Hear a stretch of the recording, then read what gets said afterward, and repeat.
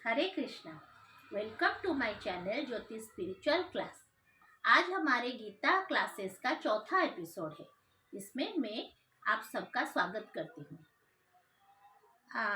हमारे जीवन में दो स्थिति आती है, एक सुख है और एक दुख है। किसी के भी जीवन केवल सुख या केवल दुख से परिपूर्ण नहीं है। कभी सुख आता है, कभी दुख आता है। लेकिन यहाँ पर भगवान श्री कृष्ण ने अर्जुन को सांख्य योग के 14 नंबर श्लोक में बताए हैं, मात्रा स्पर्शास्तु कौन्तेय शीतोष्ण सुख दुखदा आगम पायनो नित्यास्तांग स्थितिक्षो भारत। इसका अर्थ यह है कि ये जो सुख और दुख, ये दो स्थिति है हमारे जीवन में। ये शीत और उष्ण, जैसे सर्दी और गर्मी, दो ऋतु हैं। ये आएंगे और जाएंगे, लेकिन हम इस ऋतु के चक्र को हम परिवर्तन नहीं कर सकते। हमें इसको सहना पड़ता है। सर्दी में भी इसको सहना पड़ता है, सर्दी के मौसम को, और गर्मी में भी, गर्मी के जो काल है, बहुत गर्मी लगती है, इसको भी सहना पड़ता है। ठीक उसी तरह जो दुख है और जो सुख है, उस दोनों स्थिति को हम अपने जीवन में हमें सहना चाहिए।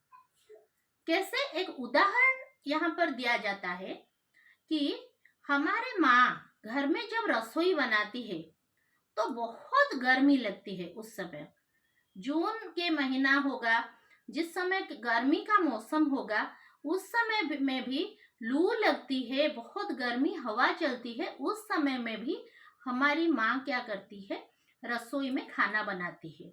उसकी अपने परिवारजनों के प्रति जो दायित्व है खाना बनाना, वो उसके लिए, उस खाने को बनाने के लिए उस गर्मी को सह लेती है।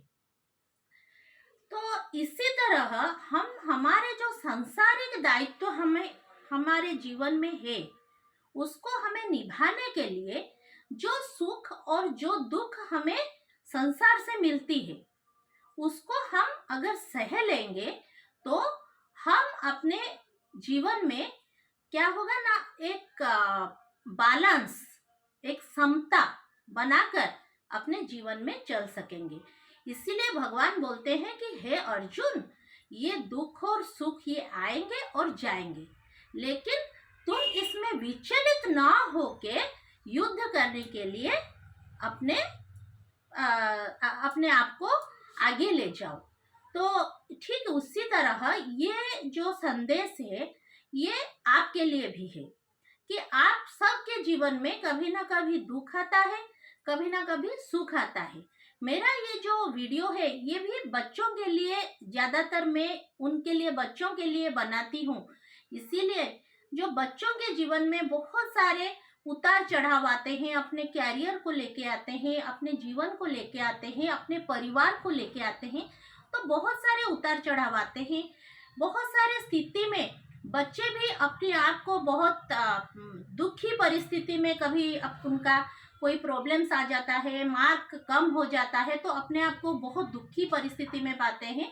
तो सबके लिए एक ही संदेश है इस श्लोक से, इस गीता जी के इस श्लोक से, कि जो दुख है और जो सुख है, इसको हमें केवल सहना है। किसके तरह ना, शीतकाल और ग्रीष्म काल को जैसे हम ऋतु चक्र को सहते हैं, सुख दुख को स्थिर होके हमें सहना है, और अपने कर्तव्य पथ में जो हमारा कार्य है, उसमें हमें आगे चलना है।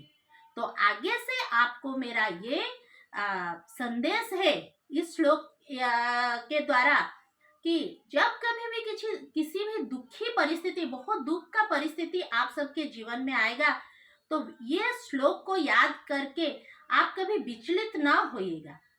और जब कभी खुशी का ज्यादा परिस्थिति आएगा, तो उसमें भी ज्यादा खुश होकर उछल कूद मत कीजिएगा। स्थिर रहिएगा, सहिएगा, क्योंकि सुख है तो फिर ये जाएगा और दुख आएगा, दुख है फिर ये जाएगा और फिर सुख आएगा।